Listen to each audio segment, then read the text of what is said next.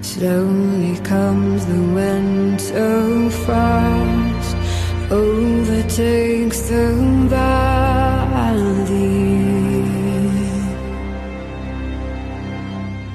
clinging to the earth until